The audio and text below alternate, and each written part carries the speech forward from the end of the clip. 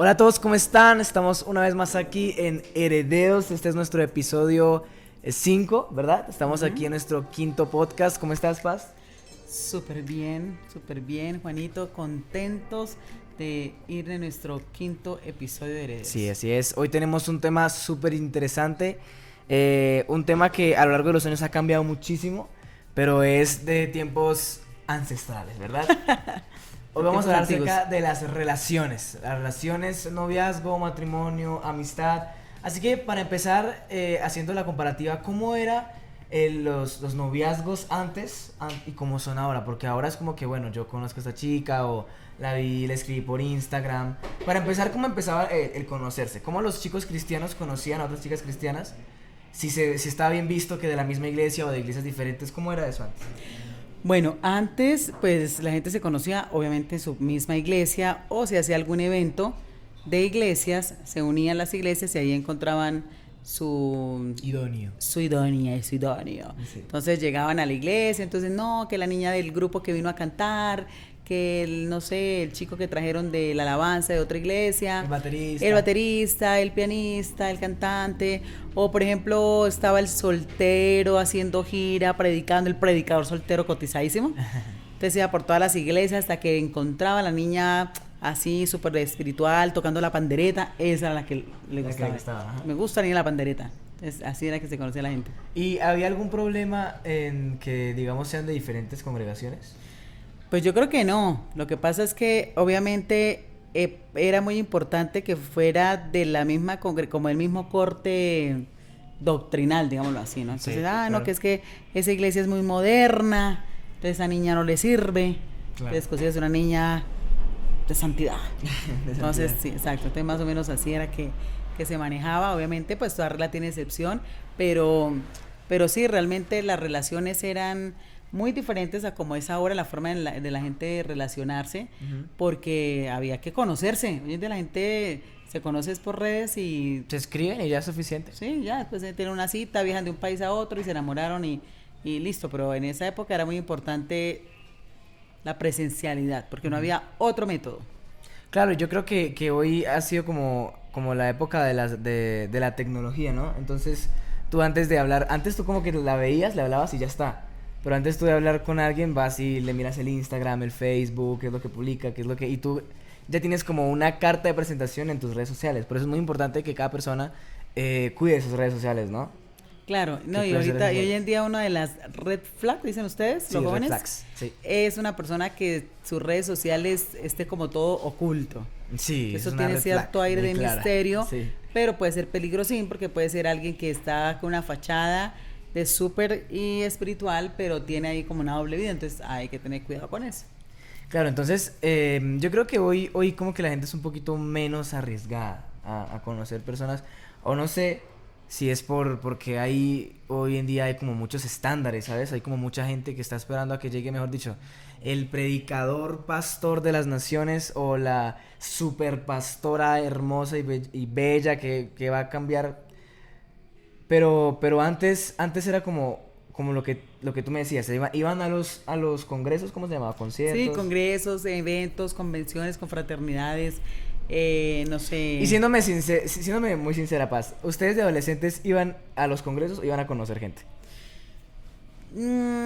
Mis hermanas y yo éramos muy amigueras. Iban a conocer gente. Nosotros íbamos a vernos con nuestros amigos. Ah, claro. Realmente a las convenciones, a eso, nosotros pues sí, uno escuchaba por ahí la palabra, pero no estaba centrado en ese tema. Uno iba a encontrarse con los amigos, a molestar, bueno, uno iba a pasarla, es chévere porque era como salir del círculo de la iglesia a algo más grande. Y sobre todo que conocer más jóvenes en otras iglesias, ¿no? Claro. Muy chévere conocer otros jóvenes de otras iglesias, tú como que conectas con ellos, ¿no? Entonces, eso es con el tema de la amistad. Tú conocías gente en esos congresos. Y con respecto al noviazgo, ¿cómo se manejaba el noviazgo en esa época? ¿Y qué diferencias crees que hay a este tiempo? Uy, no, el noviazgo era muy diferente. Por ejemplo, los novios no podían salir solos, los novios no podían, digamos, ir a cine era pecado. ¿Y por qué era pecado ir al cine? Porque, bueno, decían que te sentabas en silla de escarnecedores hasta que llegó Transmilenio. Hasta que te decían, no te sientes en sillas de escarnecedores, era una interpretación que se le daba a la Biblia en ese momento para no ir así, no, es que te estás sentando en una silla de escarnecedores donde se sienta la gente. Pero bueno, ¿qué? Algún ser inteligente un día predicó y dijo, pues si me siento en una silla de escarnecedor en el cine, pues en el bus, en el taxi, en todas partes. Sí, claro. Lo que pasa es que en un restaurante, y también era pequeño ir a restaurantes. También no, pero es una silla de escarnecedor, ¿no? Entonces, digamos que, pero más que todo no era tanto por silla de escarnecedor, yo pienso que es por el ambiente que se presenta en un cine. Entonces, el cine es oscuridad, entonces la parejita, digamos que termina de pronto permitiendo, besándose y cosas así. Entonces, más que todo, siento yo que por las parejas era, no, porque es un peligro. De hecho, las parejas no pueden estar solas, ¿sí? Un noviazgo tenía que estar con algún líder, con algún amigo, salir acompañado, no puedan salir solos, había que salir con alguien.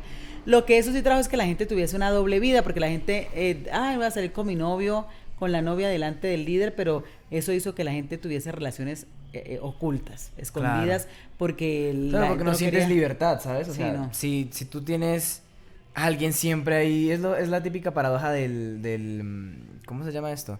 De los padres estrictos. Que el hijo que no tiene padres estrictos es tan confianzudo con los padres que ellos lo conocen.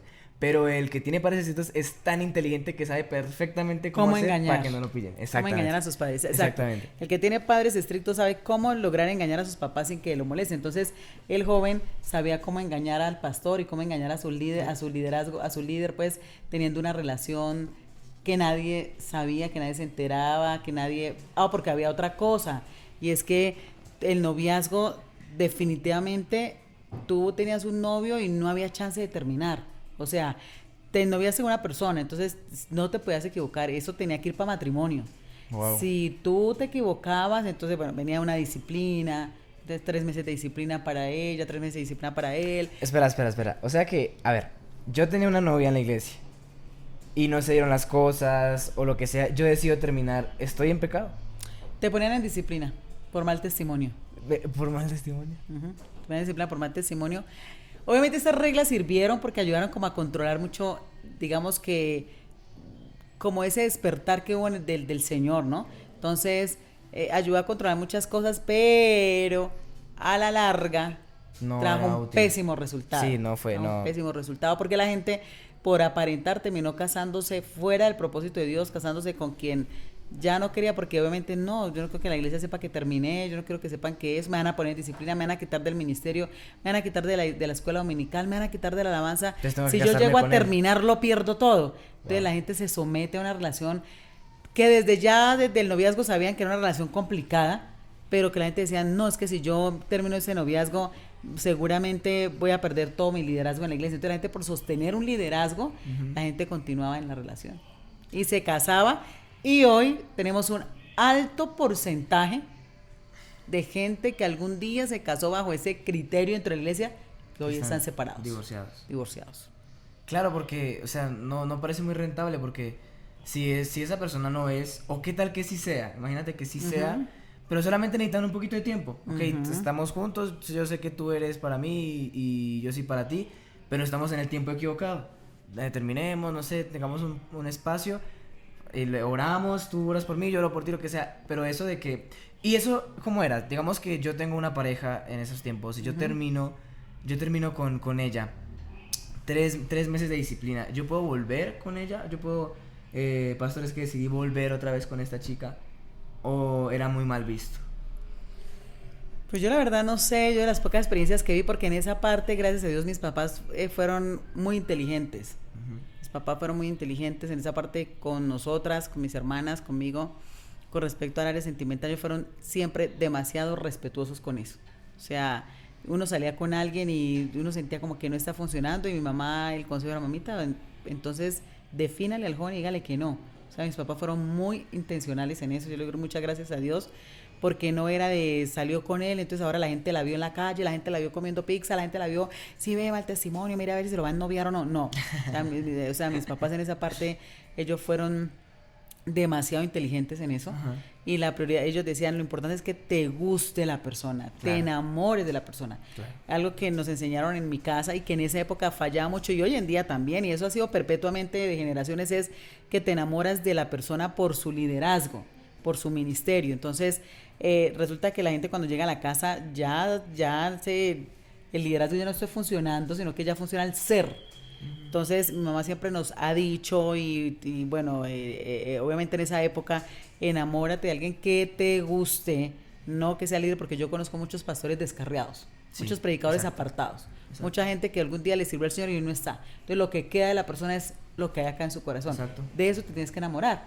Lo demás, el ministerio, todo eso va siendo algo que va sumando puntos a favor, porque los dos van a servir, se van a proyectar, pero esa no es la prioridad. Yo quiero a alguien que ame, que sirva, ni siquiera que ame al Señor. Hay alguien que sirva, que cante, que predique, pero ven, esa persona ama a Dios, ven, esa persona te va a respetar. Te ama a ti, sobre todo. Te ama a ti, entonces en esa parte, cuando una persona volvía, yo me imagino que los casaban de inmediato, yo supongo, entonces vuelven para casarse. Pero no se permitía lo que hay. Hoy en día hay muchas cosas en la iglesia que también ha sido extremo, porque encontramos relaciones tóxicas dentro de las iglesias, claro, sí, que en esa época no se veían, la gente era más cuidadosa. ¿Ese término existía? Por ejemplo, ese término no existía. La novia tóxica, relaciones tóxicas. No existía. Entonces, aunque era muy exigente, muy estricto, como muy invasivo y como que asfixiante, también tenía su lado positivo, y era que, o sea, tú o madurabas o madurabas. En cambio, hoy en día nosotros vemos en las iglesias relaciones terriblemente enfermas, claro, de gente que ministra, que canta, que adora, que alaba, de gente que sirve, de gente que es líder, que son líderes de jóvenes, y tiene unas relaciones terriblemente tóxicas y de súper, hiper, mega mal testimonio. Entonces, ya nos vimos para el otro lado. Sí. Ya nos vimos para el otro lado. Entonces, sí, en esa época era muy estricto, era muy invasivo las cosas. Había una situación, por ejemplo, muy compleja, Juan Andrés, que por ejemplo, si una pareja llegaba a caer en pecado, o entrar en el pecado de la fornicación, no, tuvimos relaciones, había algo que a mí siempre me pareció muy, como dicen ustedes los jóvenes, muy denso. Entonces, muy denso. Yo, o sea, que era que la pareja se tenía que parar en el altar y confesar el pecado delante de la iglesia. A mí eso me parecía terrible. Yo decía, o sea, ¿cuál es la necesidad? Sí, entonces, claro, porque pues la Biblia dice que hay que, hablarlo en privado y como que la restauración, ¿no? Entonces, muchas de esas personas, especialmente las mujeres, quedaban muy maltratadas, porque en esa época, y siempre la mujer, el tema de la dignidad y de todo eso, entonces las mujeres quedaban muy golpeadas, muy maltratadas, muy lastimadas, y la mayoría de esos tipos, perdóname la expresión, que pasaban la disciplina, y a los 3 meses se enamoraban de otra de la iglesia, pero la niña sí quedaba marcada, tipo la película esa de La Letra Escarlata.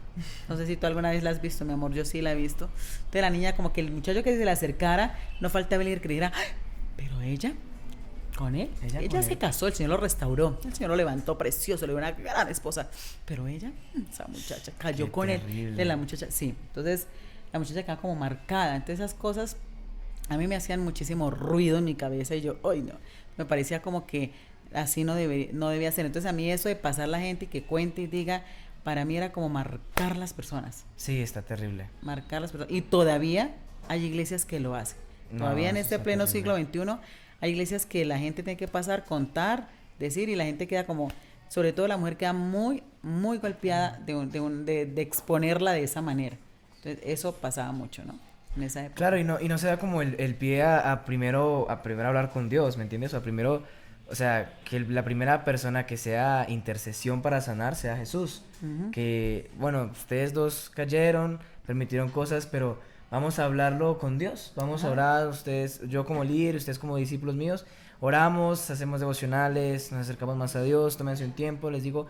Pero al pasarlos al frente y a que cuenten todo eso, yo creo que lo único que alimenta a la persona es de culpa, ¿verdad? Y la culpa, yo creo que sí. Y la culpa no es con lo que tratamos los cristianos, o sea, la culpa no es nuestra, la culpa ya la cargó Jesús. Ajá. Nosotros cargamos con arrepentimiento, ¿verdad? Sí. El arrepentimiento es nuestra parte, la culpa no, porque la culpa la cargó Jesús. Exacto. Entonces, eso hace que la gente cargue con culpa. Y cuando le digan que Jesús tiene que cargar la culpa, dicen, no, porque a mí me pusieron a hablar enfrente de toda la iglesia de todo lo que yo hice. Y si pasaba eso, si ellos caían en ese pecado y tenían que obligatoriamente hablar con la congregación, ¿por qué los demás pecados de toda la congregación no se hablaban enfrente de toda la congregación? Bueno, es que había gente muy experta en ocultar sus pecados, ¿no? Así, o sea, como había la filosofía, o sea, mientras no te dejes descubrir, desde lo que yo te digo, por eso muchas veces ese tipo de normas lo que trae es como una doble moral, o sea, pues mientras no te pillen, ¿sí? Entonces, eso era lo que pasaba en ese momento, o sea, y la gente, digamos que llegaba y quedaba en disciplina, entonces la silla era la última silla. Había gente que se levantaba, yo conocí gente que se restauraron de disciplinas fuertes, porque amaban mucho al Señor y su amor por Dios era incondicional y querían servir a Dios, pero también conocí mucha gente que una disciplina nunca los pudo levantar, o sea, entraron en esa disciplina en la iglesia pública, la última silla, sentados en la última, y era como una vergüenza tan grande que muchas de esas personas no más, o sea, no afuera, no volvieron. Entonces, eso pasaba con las relaciones. Hoy en día es el otro extremo, ¿no? Entonces, los jóvenes son muy, muy ágiles en ocultar las cosas que están mal dentro de su relación, porque está esto de no quiero que nadie sepa, no quiero que le cuentes a nadie, no quiero, pero siempre el Señor cuando ama trae como revela.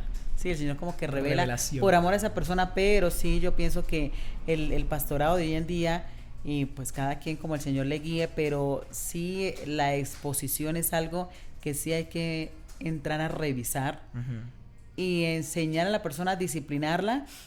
Obviamente la persona pues sí tiene que tomarse un tiempo para restaurarse, pero hacerlo de una forma mucho más de cuidar el corazón de la gente. Exacto, porque pongámoslo en balance, o sea, ¿de qué te sirve eso? ¿Me entiendes? O sea, ¿qué sirve más? ¿Pasarlos enfrente y que hablen, que cuenten todo lo que hicieron, o sentarlos y orar juntos? O sea, ¿qué es más valioso? O sea, ¿qué tiene más utilidad, cierto? Entonces, ahora en el noviazgo yo creo que si bien pues no pasa eso, no se expone, pero yo creo que igual sí la gente se llega a enterar por los chismes, ¿no? Como que, ay, ¿por qué esa pareja se sentó tan raro? ¿Por qué esta pareja antes sirviendo y ahora están sentados? Entonces la gente empieza a especular, pero no así como que nos paramos y lo contamos. Sí, la gente pronto puede preguntar y especula y supone y se imagina, pero no es su problema. Es lo que yo muchas veces cuando suceden ese tipo de cosas o me dicen, no, ¿qué pasa? No es tu asunto, no es tu problema, no preguntes, porque hay que cuidar el corazón de unas personas que están en un proceso de sanar. Claro. Entonces la exposición es muy mala, ¿sí? Entonces digamos que en esa parte siento que sí se fallaba mucho, entonces el temor era me van a sentar, me van a poner disciplina. O sea, la palabra disciplina producía mucho pánico porque... digamos que... era como un lugar de vergüenza, como de deshonra. Sí, como un lugar de deshonra. Entonces, era tu mayor deshonra, era entrar en disciplina en la iglesia porque la exposición era brutal. Vuelvo y digo, todavía existe esta práctica en muchas congregaciones, basados en un capítulo de la Biblia que dice, no sé, que lo dijo Pablo, que la disciplina al principio no es causa de gozo, pero al final produce un valor grande, no sé qué, a los que en ella han sido ejercitados, pero... hay que entrar a revisar la disciplina. Yo amo mucho a Jesús, porque Jesús se encontró con la samaritana que había tenido 5 maridos. Y Jesús ni siquiera la expuso, Jesús le dijo solo a ella. Eso no lo dijo a los discípulos. No, es que está hablando con una mujer. Esta mujer tiene... imagínense, 5 maridos tuvo y el que ahorita tiene marido de otra. Contándole a Juan. Oiga, Pedro, ¿sí sabía, no? No, o sea, Jesús... ellos llegaron y se sorprendieron, pero no dijeron nada. Sí, está hablando con una mujer. Jesús sencillamente la llevó a ella a reconocer su condición. Ella salió y le contó, fue una gran evangelista contando, oye, ese hombre sabe todo de mí. Y en Samaria, sí, sabe que todo era muy difícil. Exacto, entonces, pero Jesús nunca expuso. Y otra historia maravillosa de la mujer adúltera, o sea, Jesús no dijo, bueno, usted, ¿sí ve? Usted la embarró, usted no sé qué, y ¿qué pasó? ¿Y es la primera vez que usted le falla a su marido o ya le ha fallado? No, el Señor sencillamente... no le interesó las razones, no le interesó cómo, ni cuándo, ni por qué, ni si ella estaba vengándose del esposo, si fue que el esposo la había dejado sola. El Señor no le indagó eso, el Señor sencillamente la llevó a que reconociera su pecado y a que sintiera el perdón. Entonces Jesús es el mayor ejemplo de reconciliación cuando alguien, una pareja en la iglesia falla. Es el mayor ejemplo. Jesús reconcilia a las personas, no las destruye. Cuando nosotros hay una pareja que entra en un pecado en la iglesia, fallan, porque seamos claros, las parejas del mundo realmente lo único que les falta es casarse y irse a vivir, pero todo el mundo se acuestan todo el tiempo, ¿sí? Sí. Una pareja cristiana, ¿cuál es lo diferente? Tenemos que guardarnos hasta el matrimonio. Sí. Y obviamente en ese caminar va a haber mucha tentación. Claro. Muchos son tentados. Algunos lo logran. No. Tenemos una meta, queremos la bendición del Señor, eso nos propusimos, es una decisión que la gente hoy en día se burla, la juzga, la critica, pero es una decisión tan personal de esa pareja con el Señor. Cada quien verá lo que hace con su vida, pero esa pareja decidió eso. En ese proceso van a ser tentados. Y si alguna pareja cae en ese pecado, entra en ese pecado durante ese proceso, no es acabarlos y destruirlos, es vamos a restaurarlos. Eso es algo que anteriormente no se veía, ¿cierto? O algunas parejas, no, le fallamos al Señor, corramos al otro día a casarnos. Y entonces se casaban era porque le habían fallado al Señor y no porque había un amor genuino, no porque había, entonces claro, cantidad de gente separada porque no hubo como un proceso de sanidad. Dios restaura, Dios limpia, Dios sana, Dios libera, entonces hay que primero procurar sanar las personas después de una caída. Sí, porque fíjate que algo que me gustó que dijiste sobre la mujer samaritana, y es que ella empezó ella misma fue la que dijo, este hombre me dijo todo lo que he hecho en la vida de este hombre. ¿Por qué? Porque ¿de qué sirve yo pararme enfrente y decir, bueno, caí y caímos en pecado? Bueno, ¿y qué? ¿Qué fue lo que ella hizo? Yo estaba pecando, pero encontré a Jesús. O sea, la confesión viene después de la confrontación de Jesús. Eso es lo que a mí me queda. Entonces, para aquellos pastores, iglesias que tienen esto como tradición, la mujer samaritana confesó sus pecados justo cuando conoció a Jesús, porque primero es Jesús. Claro. No primero ella fue, yo hice todo esto, bueno, ahora sí voy a conocer a Jesús. Lo primero que pasó en ese momento fue que ella conoció a Jesús. Y fue a través de Jesús que ella pudo tener la certeza y la confianza de confesar. Ella misma fue la que dijo, yo hice todo esto, este hombre me dijo todo lo que he hecho mal en mi vida. ¿Sí? Pero orgullosa, lo decía tan orgullosa, porque sabía que se encontró con Jesús. Entonces, es algo bíblico.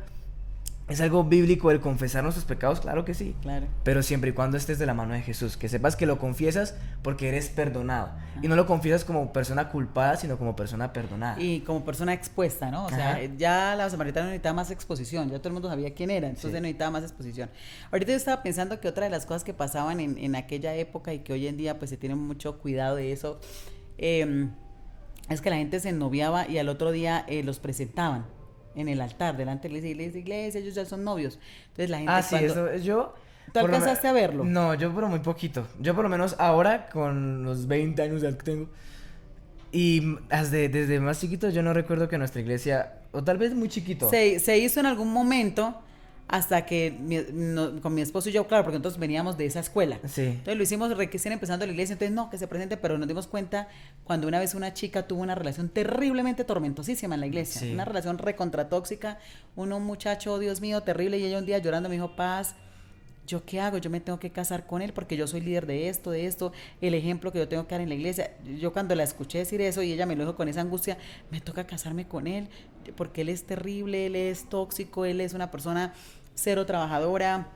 Me empezó a contar todo quién era él. Entonces yo como que ahí yo le dije, no, espérate. No. Tú no tienes por qué casarte con él.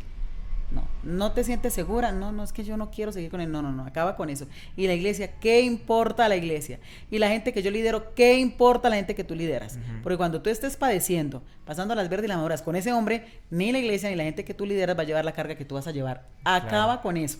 Entonces ahí fue cuando con mi esposo dijimos, no, stop, aquí no vamos a presentar a nadie, porque la gente se sentía presionada a continuar una relación, ya la relación pendiendo del hilo, ya que se acababa, que se destruía, que ya la relación, pero es que me presentaron en la iglesia, yo tengo que continuar y tengo que seguir, todo el mundo en la iglesia sabe que es mi novia, todo el mundo en la iglesia sabe que es mi novio y tengo que seguir adelante con esto, no quiero que me toca seguir. Entonces no te toca nada. Como tú le dijiste, o sea, no porque en los momentos difíciles vas a estar tú solo. Sí, por la apariencia, por la iglesia, por el liderazgo, por el ministerio, no. Cuando estés pasando las verdes y las maduras, ni la iglesia, ni el ministerio, ni tus discípulos, nadie te va a estar ahí llevando esa carga que tú te echaste encima porque tomaste una mala decisión. Entonces, eso fue algo que de nuestra parte hace muchos años murió. Dijimos, no, stop, no, esto es algo que tenemos que desaprender, y lo desaprendimos en nuestro ministerio porque era algo con lo que habíamos nacido, habíamos visto, y gracias a Dios fue algo que produjo un muy buen resultado en la iglesia. Claro. Entonces son ese tipo de cosas que tenemos que aprender, el tema de las relaciones de parejas de nuestra iglesia. Obviamente hoy en día, Juan Andrés, hay demasiada gente noviada en la iglesia con 1001 problemas, pero eso nace mucho de que estamos en una generación con muchas carencias emocionales, ¿cierto? Muchas carencias afectivas. Muchos apegos. Y con una, tú dijiste algo, como con una expectativa demasiado grande de la persona para su vida. Exacto. Entonces ya la quiere, como dice por ahí alguien, ya las quieren profesionales, no sé qué, sistema, con plata, con apartamento, lo mismo en la China, lo quiero así, lo quiero, o yo quiero que sea detallista, que me consienta, que me ame, que vea, o sea, una expectativa, y lo mismo los muchachos, una lista, que uno mira la lista. ¿Tú qué opinas de eso, de que vamos a hacer la lista de la persona ideal? Yo la verdad de las personas que cuando han ido a terapia conmigo, a consejería, las dos jóvenes, yo digo, hazme la lista de la persona ideal. Uh-huh. Cuando me hacen la lista yo le empiezo, hacemos un ejercicio que yo les hago y cuando terminamos, la lista queda reducida a solo 3 cosas. Porque es algo ilógico, no es real, no existe. Hay gente que lo logra, físicamente me gusta así, lo logra. Hay gente que emocionalmente o de pronto la personalidad. O sea, lo logra, pero, o sea, yo creo que sí lo logra, pero entre muchas comillas porque igual es un camino. O sea, con la persona con la que tú inicias tu noviazgo no es la misma con la que vas a acabar casándote. No, porque tú vas transformándote. Mucho menos a los 30 años de casado, 40 años de casado, es un camino, o sea, nunca tú te vas transformando, tú vas creciendo, vas evolucionando, vas cambiando cosas. Hay cosas de las cuales cambias por amor y otras que te vuelves intolerante. O sea, exacto, entonces como que lo logran entre muchas comillas, pero igual es un proceso largo, ¿no? Es como que te encontré a ti, tú eres el amor de mi vida y ya eres tal cual. Algo que dice tu papá cuando predica que la mujer idónea y el hombre idóneo no existe, la idoneidad se construye. Wow. Cuando entramos a una relación. No existe, Señor, dame la idónea, dame el idóneo. Y luego aparece que, hola, soy tu idóneo. Con todas las virtudes. No, tú construyes la idoneidad a medida que vas caminando con la persona que vas organizando tu vida. No te va a llegar el idóneo, ni la lista grandísima que hiciste, ni lo mismo, no. Puede llegar virtudes y cositas de ahí. Y puede llegar esa cosa que tú dices, por eso es que me quiero quedar. Tal vez el amor por Dios que tiene esa persona. Conectas con algo, encuentras que hay algo en lo que son súper iguales, porque la gente... O te entiende. Es otro mito. Ay, no, es que las almas opuestas se atraen. No es real, lo opuesto no. Tú siempre para un proyecto de vida debes construirla con alguien que tenga muchas similitudes a ti para poder construir, porque andarán todos juntos si no estuvieran de acuerdo, dice la Biblia, de ninguna manera. Uh-huh. Tenemos que tener muchas cosas en común para alcanzar esos sueños. Entonces, Juan Andrés, este podcast este episodio estuvo súper cortito. Uh-huh. No sé, tenemos que seguir hablando de lo de parejas. Sí, toca una parte 2. A mí se me hace que tendremos una parte 2, porque no hemos hablado de matrimonio todavía, nos quedamos en noviazgo. Falta el matrimonio y muerte. No me interesa. Hasta que la muerte los... ¿Y muerte? ¿Qué pasa después de la muerte? No, entonces sí, yo creo que vamos para una parte. ¿Qué pasa con las parejas después de la muerte? ¿Te vas a encontrar allá para que te fastidie la vida? Sí, todavía nos falta matrimonio. Yo creo que matrimonio también es un tema bastante amplio. ¿Sí? Ahí sí que hables tú desde la experiencia, pues que por lo menos yo no soy casado. En nombre de Jesús pronto. No, pero bueno, esperamos que tener una parte 2 sobre este tema. Entonces, nada, los amamos muchísimo. Los esperamos en el próximo episodio de Herederos.